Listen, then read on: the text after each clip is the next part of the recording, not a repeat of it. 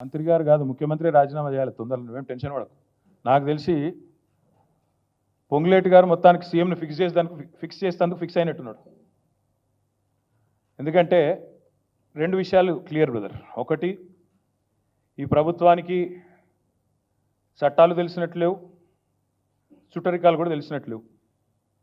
భార్య తమ్ముడు తప్ప ఆయన బావమరిది కాదంటాడు. భార్య తమ్ముడు ఏమవుతాడు తమ్మి? నీకు బావమరిదే కదా తమ్మి. మరి నేను అదే అన్నా, ముఖ్యమంత్రి గారి బావమరిది అని నేను చెప్పిన, ఆశ్రిత పక్షపాతం అని చెప్పిన, ఆఫీస్ ఫర్ ప్రాఫిట్ అనే నిబంధన ఉందని చెప్పిన. అది ఎవరో తెలియదు, ప్రివెన్షన్ ఆఫ్ కరప్షన్ యాక్ట్ మీ రాజీవ్ గాంధీ తెచ్చిండు 1988లో తెచ్చిన చెప్పిన. సెక్షన్ 7, 11, 13 మూడు చదివి వినిపించిన. ఇవన్నీ విన్న తర్వాత పొంగులేటి గారు ఆగమేఘాల మీద వచ్చి ప్రెస్ మీట్ పెడితే నాకు అర్థమైంది ఏంటంటే, అర్జెంటుగా ముఖ్యమంత్రి గారిని పదవిలోంచి ఊడబిక్కాలన్న ఎజెండా మంత్రి గారికి ఉన్నట్టున్నది. రూపాయి కరప్షన్ జరిగినా, 8,888 కోట్లు జరిగినా దానికి ఖచ్చితంగా తప్పకుండా చర్య ఉంటుంది. ఆ అవినీతి వ్యతిరేక చట్టం కింద, ప్రివెన్షన్ ఆఫ్ కరప్షన్ యాక్ట్ కింద తప్పకుండా చర్య ఉంటుంది.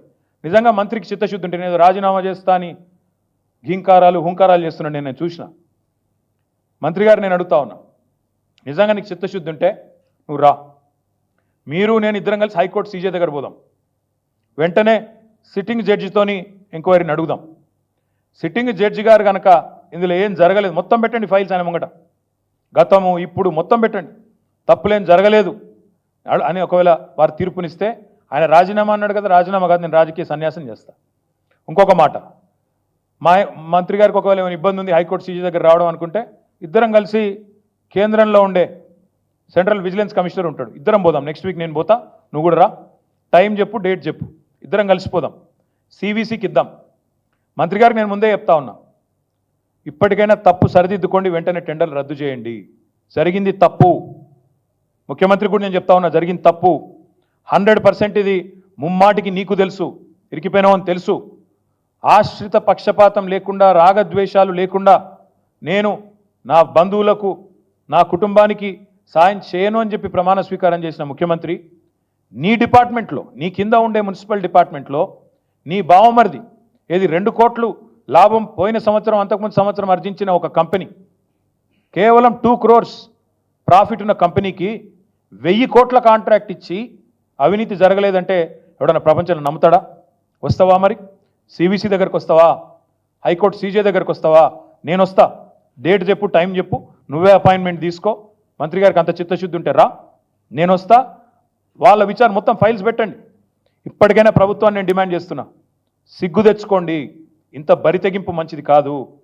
స్వయంగా చెప్తున్నాడు ఆయన. నాకు ఆయన గీతా గారి తమ్ముడు, గీతా గారి తరఫున బంధువు అవుతాడు, బంధువు కాదు బామ్మరిదే ఆయన. స్వయంగా ముఖ్యమంత్రి చెప్పింది, కావాలంటే వీడియో ఉంది, ప్లే చేస్తా. రేవంత్ రెడ్డి గారు స్వయంగా చెప్పినారు, మా మామగారు పద్మారెడ్డి గారు, ఆయన తమ్ముడు మనోహర్ రెడ్డి గారు, ఆయన కొడుకు సృజన్ రెడ్డి గారు అని చెప్పిన వీడియో ఉంది. సొంత బామ్మరిదిని పట్టుకొని కాదంటారు ఎవరన్నా? నాకు అర్థం కాదు దీనికోసం. అందుకే నేను అనేది, సివిసియా, సిట్టింగ్ జడ్జా, పొంగులేటి గారు రండి, తప్పు జరిగింది, ముమ్మాటికి తేలుస్తాం. ఎందుకంటే ఇప్పుడు మీకు తెలిసి ఈ ప్రభుత్వానికి ఒక ఫ్యాషన్ అయిపోయింది, కాళేశ్వరం ఒక జడ్జు, ఎలక్ట్రిసిటీ ఇంకో జడ్జు, మరి దీని మీద కూడా వేయండి. ఇప్పటికైనా ముఖ్యమంత్రికి నేను చెప్తా ఉన్నా, జరిగిన తప్పు ఒప్పుకోండి, టెండర్లు రద్దు చేయండి, మీరు వెంటనే ప్రాయశ్చిత్తం చేసుకోండి, లేకపోతే తప్పకుండా మీ పదవి ఊడుతుంది. ఆఫీస్ ఆఫ్ ప్రాఫిట్ అనే నిబంధన ఇదివరకు అశోక్ చవాన్ ఉద్యోగం పోయింది, మహారాష్ట్ర ముఖ్యమంత్రి యడ్యూరప్ప ఉద్యోగం పోయింది, సోనియా గాంధీ గారు రాజీనామా చేయాల్సి వచ్చింది, మీకు కూడా తప్పదు, మీరు దొరికిపోయినారు. సరే, మంత్రి గారు హుంకారాలు గింకారాల గురించి, కొడంగల్ లిఫ్ట్ గురించి మళ్ళీ రోజు మాట్లాడతా, చాలా ఉంది చెప్పాల్సింది. ఎట్లా ఎల్ఎన్టీని డిస్క్వాలిఫై చేశారు, అంతర్జాతీయంగా పేరున్న ఎల్ఎన్టీని డిస్క్వాలిఫై చేసి, ఇక్కడ ఉండే సుంకిశాలలో ప్రమాదానికి కారణమైన కంపెనీతో జతగట్టి, ఇదివరకు బండబూతులు తిట్టి ఆంధ్ర కాంట్రాక్టర్ అని, ఈస్ట్ ఇండియా కంపెనీ అని, మాఫియా అని బండబూతులు తిట్టిన వాళ్ళతో మీరు ఎట్లా జతగట్టారు, ఎట్లా గట్టి ఇవాళ మీరు మీ కంపెనీ, అసలు మాకు అర్థం కూడా కావట్లేదు. ఈ రాష్ట్రంలో టెండర్లు పారదర్శకంగా, ప్రభుత్వ సొమ్ము, ప్రజల సొమ్ము పారదర్శకంగా జరగాల. కానీ ఎట్లా ఉందంటే వీళ్ళు వ్యవహారం ఎంత బరితెగింపు అంటే, ముఖ్యమంత్రి బామ్మరిదికి ఒక టెండరు, మంత్రి గారికి ఇంకో టెండరు, ఇంత బరితెగింప. ఎవరు ఏమనుకుంటారన్న భయం లేదు, అసలు ఇది తప్ప ఒప్ప అనే విచక్షణ లేదు, కనీసం సోయి ఇంగితం లేకుండా గుడ్డెద్దు చేనులో పడ్డట్టు ఇవాళ ఢిల్లీకి కప్పం కట్టాలి కాబట్టి నోటికొచ్చినట్టు మాట్లాడతాం, ఎటు పడితే అటు పోతామంటే అన్నీ బయట పెడతాం. కొడంగల్ లిఫ్ట్ సంగతి మాట్లాడతాం, రియల్ ఎస్టేట్ స్కాములు, మీ 4th సిటీ అని 4 బ్రదర్స్ సిటీ ఏదైతే నడుస్తున్నదో అది బయట పెడతాం. మా పార్టీ నుంచి చేర్చుకున్న ఎమ్మెల్యేలు అన్నీ చూస్తున్నాం, ఒక్కొక్కరికి ఏమేమి జీవోలు ఇస్తున్నారు, కాన్సీమియా గూడ ఏంది, MLR మోటార్స్ ఏంది, అన్నీ బయట పెడతాం, ఒక్కటి కూడా ఇడిచిపెట్టాం. మాకు అన్నీ తెలుసు, ఏం జరుగుతున్నదో తెలుసు. 10 ఏళ్ళు ప్రభుత్వం నడిపిన వాళ్ళం, అందులో మాకు కూడా కొంతమంది అభిమానులు ఉంటారు, చెప్తారు, బరాబర్ చెప్తారు. ఎందుకు చెప్పారు? దొంగలు వీళ్ళు దొంగతనం చేస్తున్నారని చెప్తున్నారు. విజిల్ బ్లోవర్స్ ఉంటారు, తప్పకుండా అన్నీ బయటకు వస్తాయి.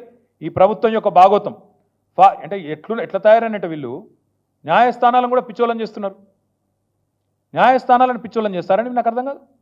ఈ ముఖ్యమంత్రి చిట్చాట్లో చెప్తాడు, ఏమని ఫార్మాసిటీ రద్దు అంటాడు, శ్రీధర్ బాబు రద్దు అయిపోయింది అంటాడు, స్టేట్మెంట్ ఇస్తాడు. నేను హైకోర్టుకేమో ఫార్మాసిటీ ఉందని చెప్తారు. అంటే న్యాయమూర్తులను పిచ్చోళం చేస్తారా? న్యాయ వ్యవస్థను తప్పుదోవ పట్టిస్తారా? ఇంటింటికి పోయి కండువాలు కప్తారు మా ఎమ్మెల్యేలకు, మళ్ళీ బయటకు వచ్చేమో కోర్టుకు వీళ్ళు మా వాళ్ళు కాదు, కాంగ్రెస్ వాళ్ళు కాదు, వీళ్ళు బీఆర్ఎస్ వాళ్ళు అని చెప్తారు. అంటే న్యాయ వ్యవస్థను అంత అవమానించే విధంగా, న్యాయమూర్తుల యొక్క తెలివితేటలను కించపరిచే విధంగా, న్యాయమూర్తులను కూడా అవమానించే విధంగా ఈ ప్రభుత్వం వ్యవహరిస్తూ ప్రజలను, న్యాయమూర్తులను అందరినీ పిచ్చోళ్ళు అనుకుంటున్నారా? బామ్మర్దులకు టెండర్లు ఇవ్వచ్చు, మంత్రులకు టెండర్లు ఇవ్వచ్చు, ఎవడు మాట్లాడొద్దా? ఆంధ్ర కాంట్రాక్టర్లను మీరు బూతులు తిట్టిన వాళ్ళు, మాఫియా అని తిట్టిన వాళ్ళు, ఈస్ట్ ఇండియా కంపెనీ అని తిట్టిన వాళ్ళు, వాళ్ళకు టెండర్లు ఇవ్వచ్చా? ఎవరు ప్రశ్నించొద్దా? ఈ మాట్లాడితే మళ్ళీ రాజీనామా, మేమెందుకు రాజీనామా చేస్తామని నాకు అర్థం కాదు. రాజీనామా చేయాల్సిన దగులుబాజీ ఈ ముఖ్యమంత్రి, ఆయన మంత్రులు. ఎవడైతే అవినీతికి పాల్పడ్డాడో వాడు చేయాలి, మేమెందుకు చేస్తాం? ప్రజల తరపున అడుగుతూనే ఉంటాం, బరాబర్ అడుగుతాం. తప్పకుండా వీళ్ళని ఎండగట్టే విషయంలో మాత్రం వెనక్కి తగ్గకుండా, నేను అంటున్నా కదా బ్రదర్, బిగ్ టీవీ అనేది ఏదో టీవీ నేనేమంటున్నా అంటే రమ్మను, CVCకి వస్తాడా, సిట్టింగ్ జడ్జి కాడికి వస్తాడా, రమ్మను, కాగితాలు తీసుకొని రమ్మను, నేను కూడా వస్తా, టైము డేట్ ఆయనే ఫిక్స్ చేయమని, అపాయింట్మెంట్ కూడా ఆయనే తీసుకోమను, రాజకీయాల్లో వదిలేస్తాం. మంత్రి రాజీనామా కాదు, మను కాదు, తప్పు జరగలేదు అని ఈయన గిన్న ఒక థర్డ్ పార్టీ గిన్న ప్రూవ్ చేస్తే, నేను ఆయన కాదు కదా, ఒక జడ్జో CVCో ప్రూవ్ చేయాలి.